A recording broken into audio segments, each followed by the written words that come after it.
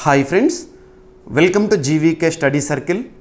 ఈ వీడియోలో జూలై 1, 2026కి సంబంధించి వార్తలు నిలిచిన జాతీయ, అంతర్జాతీయ, రాష్ట్రీయాంశాల గురించి, వార్తలు నిలిచిన వ్యక్తులు, అవార్డులు, పుస్తకాలు, మరి క్రీడా సంబంధిత సమాచారం, ఒక్కొక్క అంశాన్ని వివరంగా తెలుసుకుందాం. అంతకంటే ముందుగా నిన్నటి డైలీ కరెంట్ అఫైర్స్ వీడియోలో అడిగిన ప్రశ్నకి వివరణతో కూడిన సమాధానాన్ని చూద్దాము. సో క్వశ్చన్ వచ్చేసి, ఇటీవల వార్తలు నిలిచిన ఒక సూపర్లేటివ్ టాపిక్ని ప్రశ్నగా ఇవ్వడం జరిగింది. ఆల్రెడీ మన డైలీ కరెంట్ అఫైర్స్ వీడియోలో డిస్కస్ చేసిన టాపిక్ని ప్రశ్నగా ఇచ్చాను. ప్రశ్నని మరొకసారి చూడండి. ప్రపంచంలో తొలి కాపర్ క్లోరిన్ అణుఉష్ణ ఆధారిత హైడ్రోజన్ ఉత్పత్తి కేంద్రం ఎక్కడ ప్రారంభమైంది? లొకేషన్. దీనిని ఏ సంస్థలు సంయుక్తంగా ప్రారంభించాయి?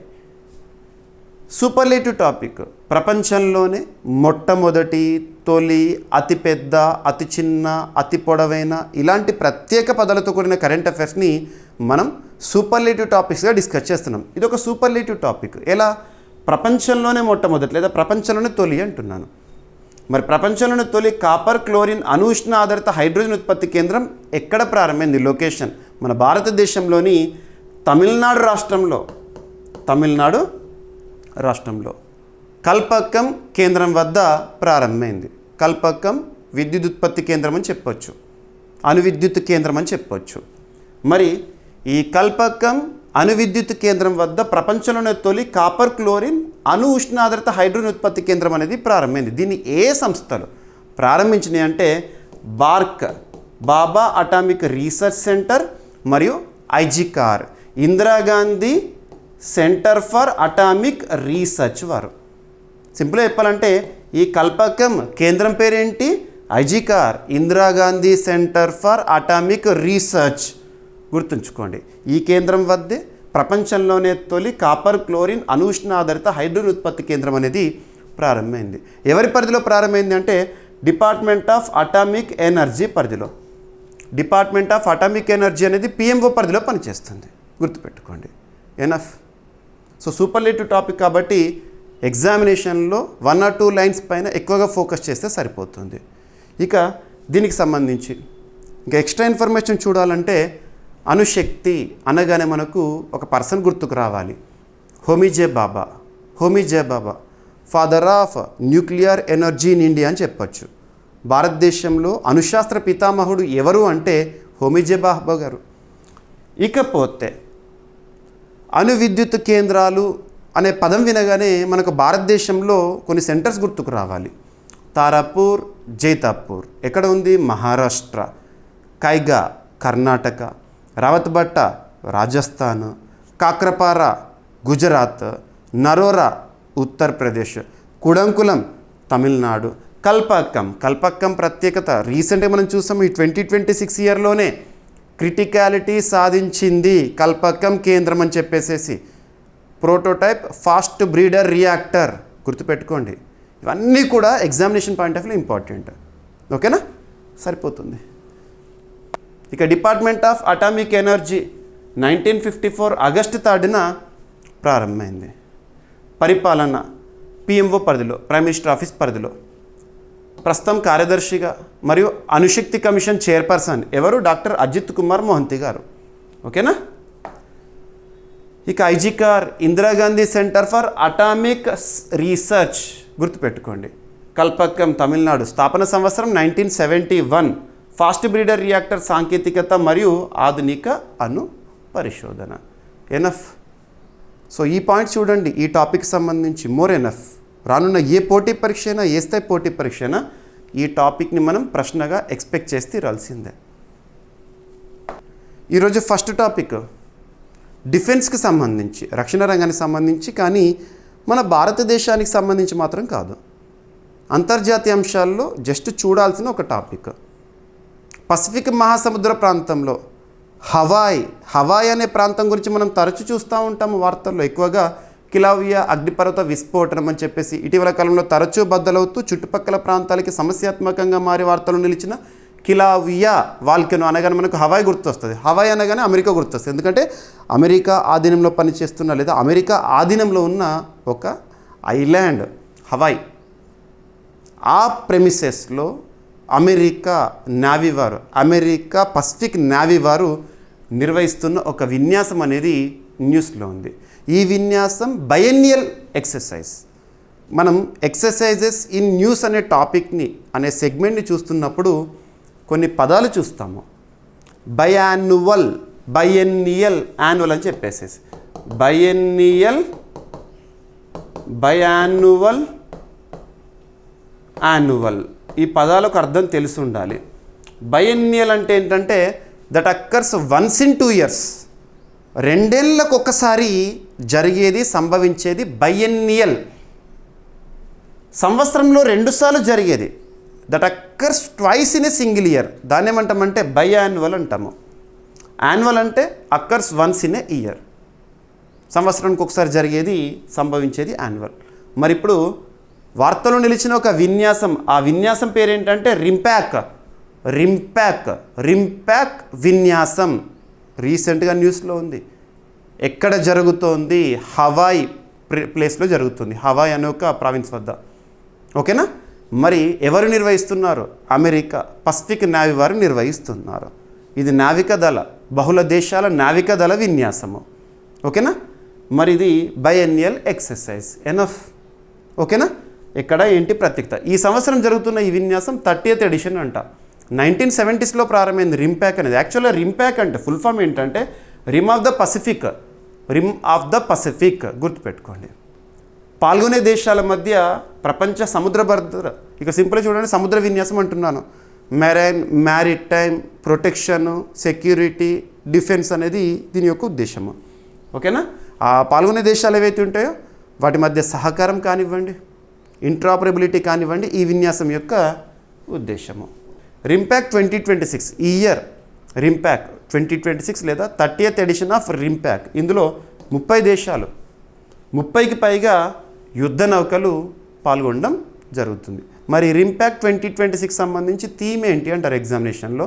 ఏదైనా ఒక థీమ్ గురించి చూస్తున్నప్పుడు అది డేస్ అండ్ థీమ్స్ సంబంధించి కానివ్వండి, సమిట్స్ అండ్ కాన్ఫరెన్స్ సంబంధించి కానివ్వండి, ఇలాంటి విన్యాసాలకు సంబంధించి కానివ్వండి, థీమ్ని చూస్తున్నప్పుడు థీమ్ ఏ లాంగ్వేజ్లో ఉంటే అదే లాంగ్వేజ్లో గుర్తుపెట్టుకోవాలి. రింపాక్ 2026 థీమ్ ఏంటంటే పార్ట్నర్స్ ఇంటిగ్రేటెడ్ అండ్ ప్రిపేర్డ్. మీకు ఇక్కడ చూడండి, థంబ్నెయిల్ పైన చూపించాను. పార్ట్నర్స్ ఇంటిగ్రేటెడ్ ప్రిపేర్డ్ అనే ఇతివృత్తంతో రింపాక్ 2026 విన్యాసాలు ప్రస్తుతం కొనసాగుతున్నాయి. మోర్ దెన్ 1 month జరుగుతాయి ఈ విన్యాసాలు. ఓకేనా? రైట్. ఎనఫ్. అమెరికా నిర్వహించే ఒక విన్యాసము RIMPAC, rim of the Pacific full form. ఓకేనా? మొదట నిర్వహించిన సంవత్సరం 1970sలో అన్నాను కదా, 1971. నిర్వహణ కాలం 2 ఏళ్ళకు ఒకసారి జరుగుతుంది. బయెన్నియల్. ఆతిథ్యం అమెరికా పసిఫిక్ నేవీ వారు నిర్వహిస్తూ ఉంటారు. ఓకేనా? ఎనఫ్.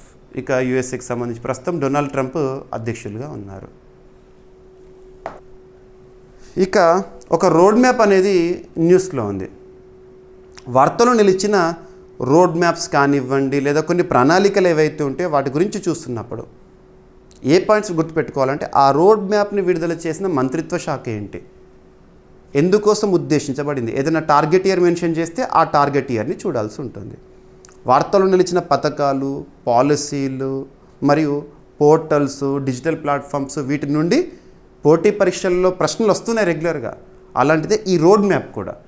ఇక్కడ అబ్జర్వ్ చేస్తే SUMAN road map 2030 target year ఇక్కడ 2030 అని ఇచ్చారు చూడండి. SUMAN road map 2030. First of all ఈ టాపిక్లో మనం గుర్తుపెట్టుకోవాల్సింది ఏంటంటే SUMAN acronym full form. SUMAN అంటే ఏంటంటే సురక్షిత్ మాతృత్వ ఆశ్వాసన్. గుర్తుంచుకోండి, సురక్షిత్ మాతృత్వ ఆశ్వాసన్ సుమన్ ఫుల్ ఫామ్. మరి ఏ మంత్రిత్వ శాఖ పరిధిలో ఈ రోడ్ మ్యాప్ విడుదలైంది అంటే ministry of health and family welfare. Ministry of health and family welfare. Ministry of health and family welfare. ప్రస్తుతం కన్సర్న్ మినిస్టర్గా జేపీ నడ్డా గారు విధులు నిర్వర్తిస్తున్నారు. జయప్రకాష్ నడ్డా గారు. So Suman road map. Suman అంటే ఏంటి? ఏ మంత్రిత్వ శాఖ పరిధి. మరి ఉద్దేశం ఏంటి? ఉద్దేశం ఏంటంటే మ్యాటర్నల్ మోర్టాలిటీ రేట్ని తగ్గించడం మరియు ఇన్ఫాంట్ మోర్టాలిటీ రేట్ని తగ్గించడం అనేది ఈ రోడ్ మ్యాప్ యొక్క ఉద్దేశం. ఇందుకు సంబంధించిన ప్రణాళికనే ఈ రోడ్ మ్యాప్ రూపంలో విడుదల చేసింది ఈ మంత్రిత్వ శాఖ. మరి ఏ డిపార్ట్మెంట్ వారు, ఏ డివిజన్ వారు దీనికి సంబంధించిన అమలు బాధ్యత చూసుకుంటున్నారంటే maternal health division under ministry of health and family welfare. ఎన్ఎఫ్ ఎగ్జామినేషన్లో డైరెక్ట్ బిట్ అడుగుతారు. సుమన్ రోడ్ మ్యాప్ 2030 ఎందుకోసం ఉద్దేశించబడింది, ఏ మంత్రిత్వ శాఖ పరిధిలో, మరియు సుమన్ ఫుల్ ఫామ్ ఏంటి. ఎన్ఎఫ్. సో స్క్రిప్ట్ చూడండి. Ministry of health and family welfare, concern minister JP Nadda గారు రీసెంట్గా సుమన్ రోడ్ మ్యాప్ 2030ని ప్రారంభించారు. సుమన్ అంటే సురక్షిత మాతృత్వ ఆశ్వాసన్. సుమన్ రోడ్ మ్యాప్ 2030 బహుముఖ సమాచార ఆధారిత జాతీయ ఆరోగ్య వ్యూహం, ఒక ప్రణాళిక అన్నాను కదా. స్థానిక అవసరాలకు అనుగుణంగా సాంకేతికత ఆధారిత ప్రజారోగ్య చర్యల ద్వారా నివారించగల తల్లుల మరియు నవజాత శిశువుల మరణాలను నిర్మూలించడము. ఓకేనా. నియోనాటల్ మార్టాలిటీ రేట్ని కానివ్వండి, ఇన్ఫాంట్ మార్టాలిటీ రేట్ని కానివ్వండి, మెటర్నల్ మోర్టాలిటీ రేట్ని కానివ్వండి తగ్గించడం దీని యొక్క ఉద్దేశము. ఇక కొన్ని గణాంకాలు అంతర్జాతీయ స్థాయిలో స్టాండర్డ్స్. ఐక్యరాజ్య సమితి సుస్థిర అభివృద్ధి లక్ష్యాలకు అనుగుణంగా 2030 నాటికి భారతదేశ మెటర్నల్ మోర్టాలిటీ రేట్ని ప్రతి 1,00,000 సజీవ జననాలకు 70 కంటే తక్కువకు తగ్గించడం దీని యొక్క లక్ష్యం. మెటర్నల్ మోర్టాలిటీ రేట్ అంటే ఏంటి? మాతృ మరణాల సంఖ్య అనేది తగ్గించాలి. అంతర్జాతీయ ప్రమాణం ఏంటంటే దీనికంటే తక్కువ ఉండాలి. అంటే 70 కంటే, ప్రతి 1,00,000లో 70 కంటే తక్కువ మరణాలు మాత్రమే చూడగలగాలి. ఓకేనా. సో సుస్థిరాభివృద్ధి లక్ష్యాలు అంటున్నాం. ప్రపంచంలోని ప్రతి దేశం కూడా 2015 సంవత్సరం నుంచి 2030 సంవత్సరం వరకు సాధించాల్సిన లక్ష్యాలే సుస్థిరాభివృద్ధి లక్ష్యాలు. 17 గోల్స్ ఉంటాయి. అందులో గోల్ నెంబర్ 3ని మీరు ఈ టాపిక్కి లింక్ చేసుకోవచ్చు. ఓకేనా. నవజాత శిశు మరణాల రేటు మరియు శిశు మరణాల రేటును గణనీయంగా తగ్గించడం కూడా దీని లక్ష్యము. ఎనఫ్. సో సుమన్ కార్యక్రమం, యాక్చువల్గా సుమన్ కార్యక్రమం అనేది మొదటిసారి ఎప్పుడు అనౌన్స్ చేశారంటే 2019. అలా ఎవ్రీ ఇయర్ కూడా మనం చూస్తూ ఉంటాము. ఇప్పుడు మరొకసారి న్యూస్లోకి వచ్చింది. ఓకేనా. రైట్. లక్ష్యం గర్భిణీ స్త్రీలు, ప్రసవానంతర తల్లులు, నవజాత శిశువులకు ఉచితంగా నాణ్యమైన ఆరోగ్య సేవలను నిర్ధారించడమే దీని యొక్క ఉద్దేశము. సుస్థిర అభివృద్ధి లక్ష్యాలు ఆమోదించిన సంవత్సరం 2015. ఎన్ని గోల్స్ ఉంటాయి? 17. టార్గెట్ ఇయర్ ఏంటి? 2030. కన్సర్న్డ్ దీనికి సంబంధించిన గోల్ ఏంటంటే గోల్ నెంబర్ 3, మంచి ఆరోగ్యం మరియు శ్రేయస్సు, హెల్త్.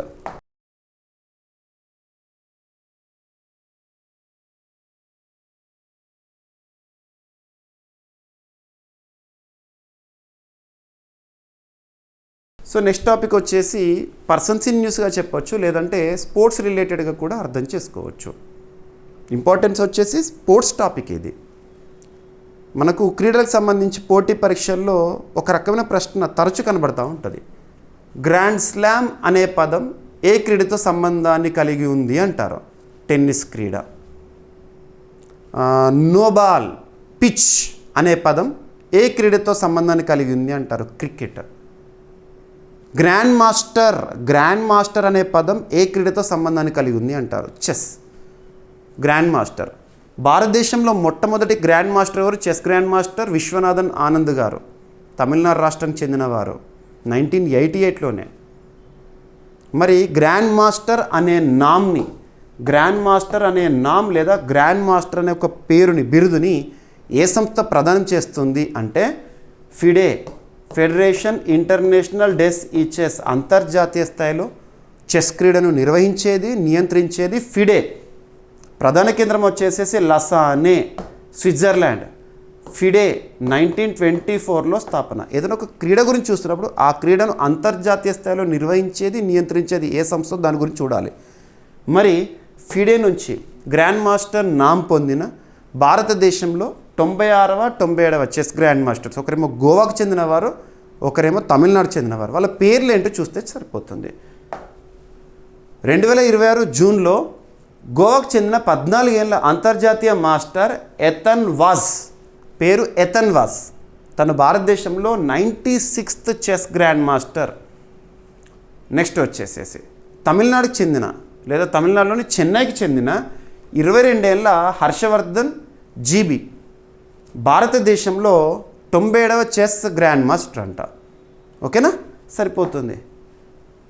ఇక గ్రాండ్ మాస్టర్ నామ్ని ప్రదానం చేసే సంస్థ ఇంటర్నేషనల్ చెస్ ఫెడరేషన్ అని చెప్పవచ్చు, లేదా ఫెడరేషన్ ఇంటర్నేషనల్ దే ఇచెస్. ఫెడరేషన్ ఇంటర్నేషనల్ దే చెస్ అనొచ్చు, ఫెడరేషన్ ఇంటర్నేషనల్ డెస్ ఈ చెస్ అన్న ఒకటే. ఓకేనా, ఈ సంస్థకు సంబంధించిన బేసిక్ పాయింట్స్. ఇక విశ్వనాథన్ ఆనంద్ గారు తమిళనాడు రాష్ట్రం చెందినవారు. ప్రత్యేకత ఏంటంటే 5 సార్లు ప్రపంచ చెస్ ఛాంపియన్ మరియు మాజీ ప్రపంచ ర్యాపిడ్ చెస్ ఛాంపియన్ కూడా తను. ఇక వార్తలో నిలిచిన ఒక బుక్, కాఫీ టేబుల్ బుక్, ముఖ్యంగా కాయిన్స్కి సంబంధించి. స్టడీ ఆఫ్ కాయిన్స్ ఏంటి? న్యూమిస్మాటిక్స్. నెక్స్ట్ పోస్టేజ్ స్టాంప్స్ ఉంటాయి కదా, పోస్టల్ స్టాంప్స్ ఉంటాయి కదా, తపాలా విడుదల పలానా సందర్భంగా అని చెప్పేసి మనం చూస్తాం కదా. అలా భారత ప్రధాని నరేంద్ర మోదీ గారి పదవీ కాలంలో, అంటే 2014 సంవత్సరం నుంచి మనం నరేంద్ర మోదీ గారి పదవీ కాలాన్ని చూస్తున్నాము.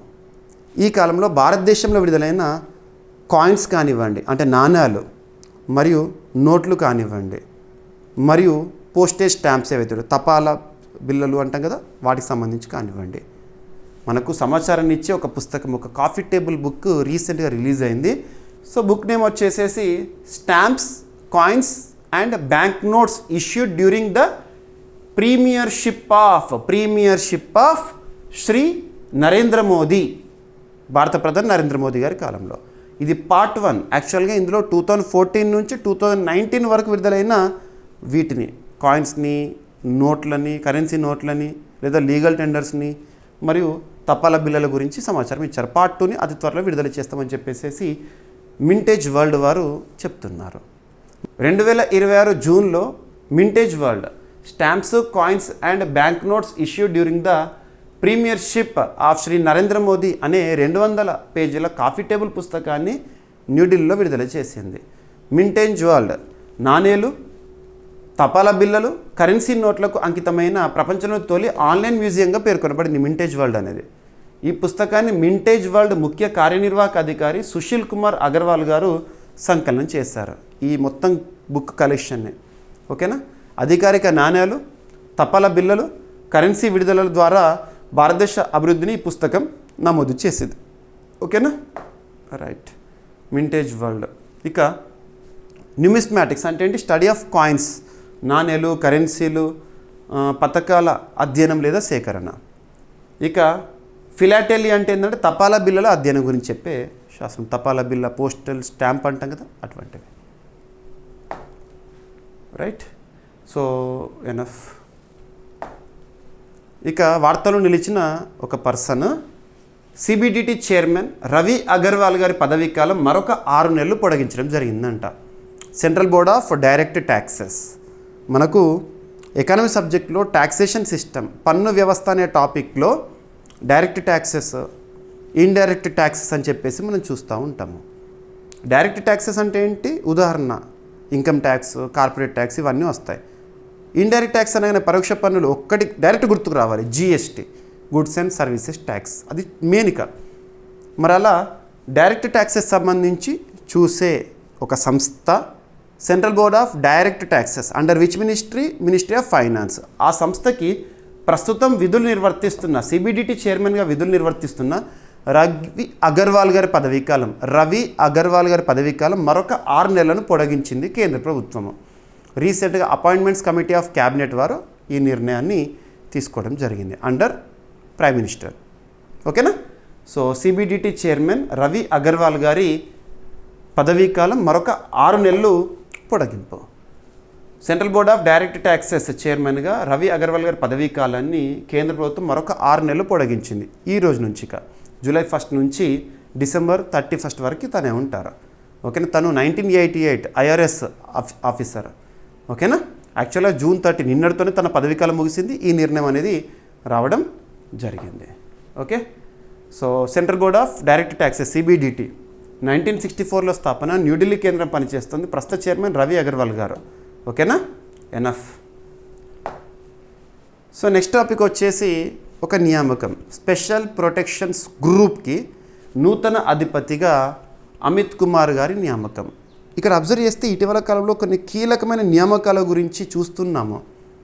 ఉదాహరణ చెప్పాలంటే రక్షణ రంగానికి సంబంధించి తీసుకున్నాం అనుకోండి.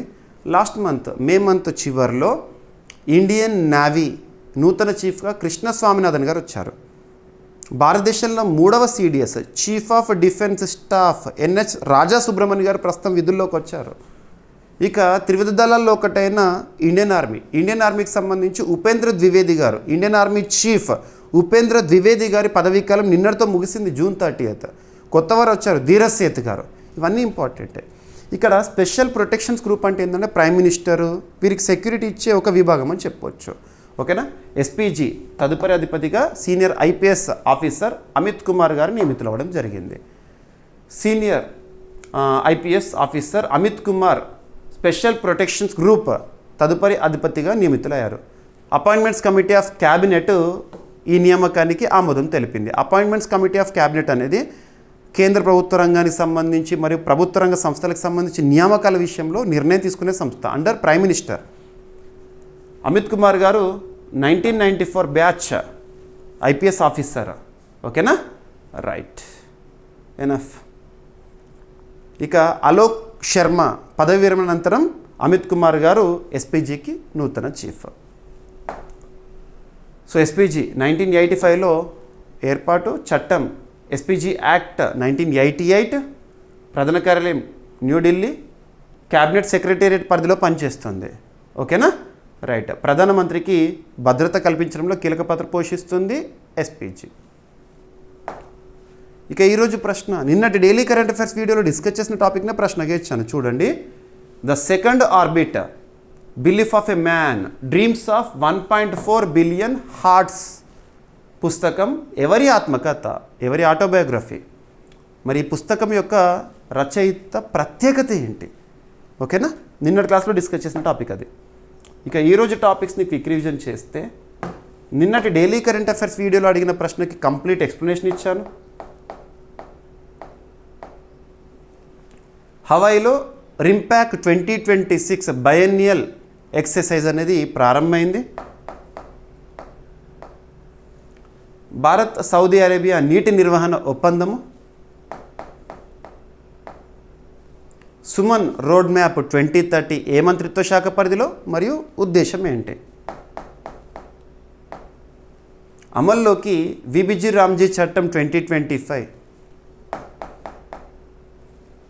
అసంఘటిత రంగానికి కొత్త సూచి ప్రతిపాదన కేంద్ర ప్రభుత్వం నుండి. ఇక ఐక్యరాజ్య సమితికి సంబంధించి సస్టైనబుల్ డెవలప్మెంట్ రిపోర్ట్ 2026 రిలీజ్ అయింది. రిలీజ్ చేసిన వారు sustainable development solutions network, New York కేంద్రంగా పనిచేసిన సంస్థ. శక్తిశాట్ మిషన్ శక్తిశాట్కి గౌతమ్ బుద్ధ విశ్వవిద్యాలయం, గ్రేటర్ నోయిడా పారిశ్రామిక అభివృద్ధి ప్రాధికార సంస్థ మద్దతు ఇస్తాయని చెప్పేసి అధికారిక ప్రకటన. మహిళా పారిశ్రామికవేత్తల ప్రోత్సాహంలో దేశంలోనే ఆంధ్రప్రదేశ్ మొదటి స్థానంలో ఉంది. మరియు ఈ టాపిక్లో భాగంగా నేను చెప్పిన గణాంకాలు, ర్యాంకింగ్స్, రాష్ట్రాల ర్యాంకింగ్స్ మరియు తెలంగాణ రాష్ట్రం గురించి కూడా చెప్పాను. ఇవన్నీ కూడా గుర్తుపెట్టుకోవాల్సిన పాయింట్సే. ఇక M-KADWAM పథకం అమలుకు సంబంధించి తెలంగాణ రాష్ట్ర ప్రభుత్వం ప్రత్యేక కమిటీని ఏర్పాటు చేసింది. అసలు M-KADWAM అంటే ఏంటి, ఉద్దేశం ఏంటి? భారతదేశంలో నూతన చెస్ గ్రాండ్ మాస్టర్స్ 96వ మరియు 97వ. ఇక భారత ప్రధాని నరేంద్ర మోదీ గారి పదవీ కాలంలో విడుదలైన తపాలా బిల్లలు, నాణాలు, కరెన్సీపై మింటేజ్ వరల్డ్ వార్ విడుదల చేసిన ఒక పుస్తకం, stamps, coins and bank notes issued during the premiership of Shri Narendra Modi ji. ఓకేనా, పార్ట్ 1. ఇక్కడ collected by Sushil Kumar Agarwal. CBDT central board of direct taxes చైర్పర్సన్గా రవి అగర్వాల్ గారి పదవీ కాలాన్ని మరొక 6 నెలలు పొడిగించింది కేంద్ర ప్రభుత్వం. ఇక స్పెషల్ ప్రొటెక్షన్ గ్రూప్ తదుపరి అధిపతిగా అమిత్ కుమార్ గారు నియమితులవ్వడం జరిగింది. ఈరోజు ప్రశ్న, the second orbit belief of a man dreams of 1.4 billion hearts పుస్తకం ఎవరి ఆత్మకథ? రచయిత యొక్క ప్రత్యేకత ఏంటి? అభ్యర్థులు ప్రతిరోజు మన డైలీ కరెంట్ అఫైర్స్ వీడియో చూడండి, మీకు ప్రతిరోజు అందిస్తున్నాను. నేను ఇచ్చే కంటెంట్ ఎక్స్ప్లెనేషన్ అంతా విన్న తర్వాత మన CA 360 కోర్సులో నేను అప్లోడ్ చేసే daily current affairs PDF Telugu medium అభ్యర్థుల కోసం తెలుగులో ఇస్తున్నాను, ఇంగ్లీష్ మీడియం అభ్యర్థుల కోసం ఇంగ్లీష్లో ఇస్తున్నాను. ఈ క్లాస్లో ఎక్స్ప్లెయిన్ చేస్తున్న చూపించిన ప్రతి ఒక్క వర్డ్ ఆ PDFలో ఉంటుంది. You can download it. ఏమైనా మిస్లేనియస్ టాపిక్స్ ఉన్నాయనుకోండి, నో నీడ్ టు వర్రీ, రేపటి క్లాస్లో జోడించి డిస్కస్ చేద్దాము. రేపు మళ్ళీ కలుద్దాం. Thank you.